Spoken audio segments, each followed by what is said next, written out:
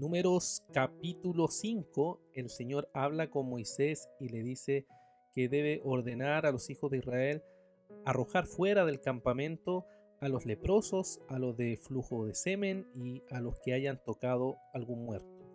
Esto es así porque el pueblo de Dios ha sido llamado a ser santo y cualquier cosa que sea impura debe ser sacada fuera del campamento. Esto lo podemos ver desde el verso 1 hasta el verso 4 que está este mandamiento del Señor. Luego del verso 5 al verso 10 vemos que el Señor habla con Moisés y le dice a los hijos de Israel que el hombre o la mujer que cometa alguno de estos pecados con que se suele pecar contra mí debe confesar el pecado cometido y compensar a la persona afectada por el daño. O sea, para realmente arrepentirse no es solamente confesar el pecado, sino que además debe compensar a la persona, o sea, pagar el daño, restituir el daño a la persona que se le ha hecho ese pecado. Y si la persona, por ejemplo, no tiene familiares a los cuales compensar, entonces se le debe dar esta compensación a los sacerdotes. O si esta persona murió a la cual había que compensar, entonces se le daba a los parientes, pero siempre tenía que darse una compensación, y si se le daba a los sacerdotes, entonces esa ofrenda quedaba como una ofrenda consagrada al Señor, desde el verso 5 hasta el verso 10. Luego la parte más extensa de este capítulo la podemos observar desde los versículos 11 hasta el verso 31, donde tenemos algo que el Señor le dice a Moisés, que a los hijos de Israel, que les diga que si la mujer de alguien se descarría y le es infiel y alguien cohabita secretamente con ella, pero su marido no se da cuenta y ella no es sorprendida en el acto, ni hay testigos contra ella, entonces, y ahí describe entonces toda una forma en cómo tenía que presentarse a la mujer que estaba siendo infiel, pero probablemente nadie sabía y no había formas de saber.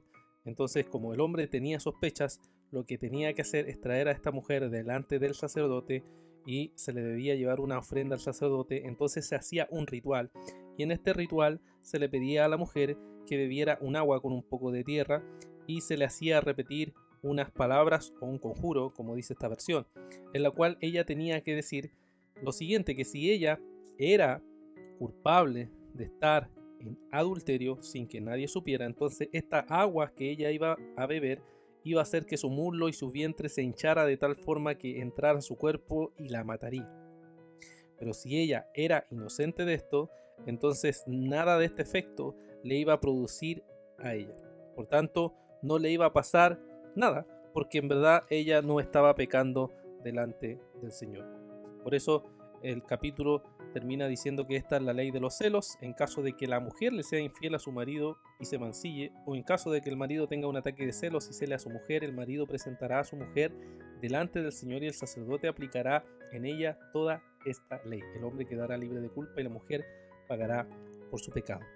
¿Qué podemos meditar, hermanos, acerca de este capítulo número 5? En primer lugar, podemos ver que el pueblo de Dios ha sido llamado por el Señor a ser un pueblo santo.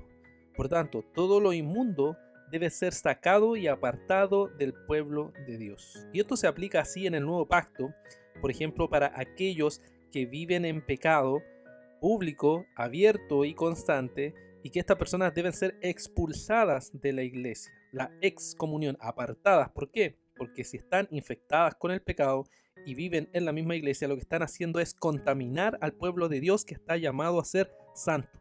Por eso la excomunión es sacar a las personas fuera de la presencia santa del Señor en donde está la iglesia. También podemos meditar de que en el pueblo de Dios el conflicto es algo inevitable. Así que si yo peco contra alguien, si yo ofendo a alguien, debo buscar pedir perdón, y si he hecho daño contra alguien, debo buscar restituir el daño.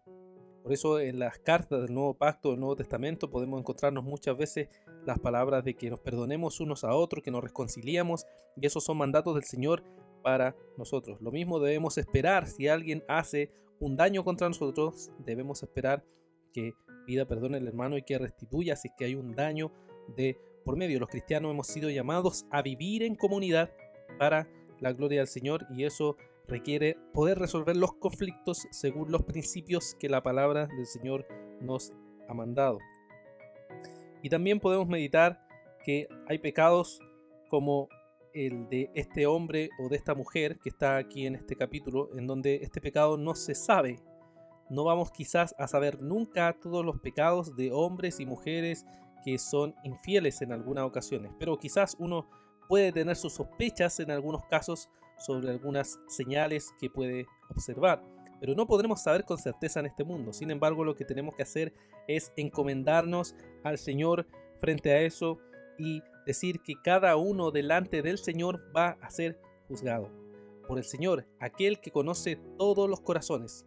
El Señor que sabe todo es quien va a juzgar finalmente todas estas cosas. Por eso encomendamos estas cosas a Dios y esperamos en su justo juicio cuando llegue Él por segunda vez a buscar a su iglesia.